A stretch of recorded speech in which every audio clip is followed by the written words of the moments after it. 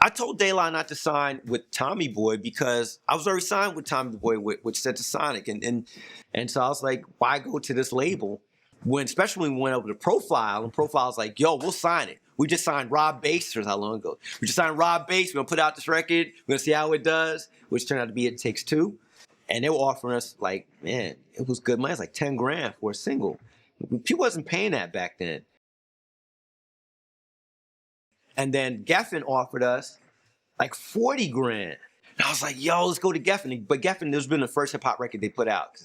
But they just really like Plug Tune It, like the demo.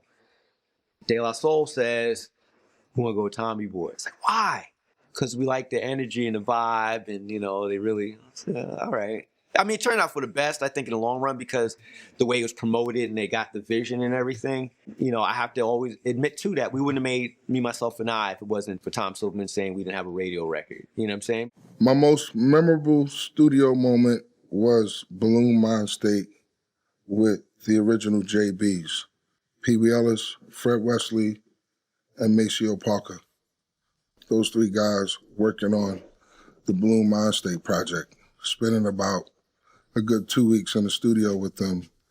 Every time the phone rang for Maseo, no one was sure it was for me or Mr. Parker. But yeah, that was the most memorable moment, to actually hang out with James Brown crew.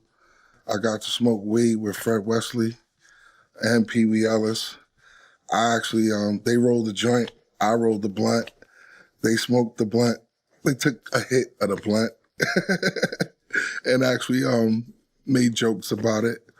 I got to see those old cats in a childhood moment of who was gonna actually conduct the session, because no one really likes to conduct. They all rather just play and take the lead of whoever else is conducting. It was definitely going back and forth between Fred and Maceo. Because Pee Wee always conducted, coming up with James Brown. So he didn't really care to do any conducting. He just wanted to play.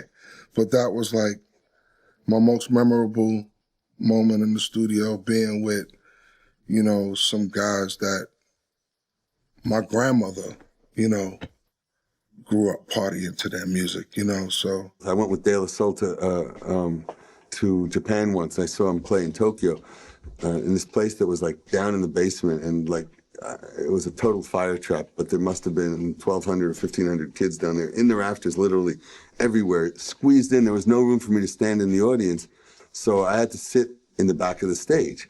So I got to see De La Soul for the first time do their show from behind the stage, and I got to see the audience the way they see the audience. And it was really cool to watch Japanese kids singing along with every De La Soul song, but not being able to speak any English at all.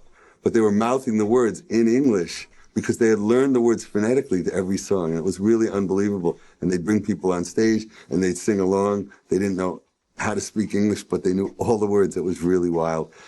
What makes De La Soul so special to me is, I would say it's their cohesiveness, their ability to, be very different human beings.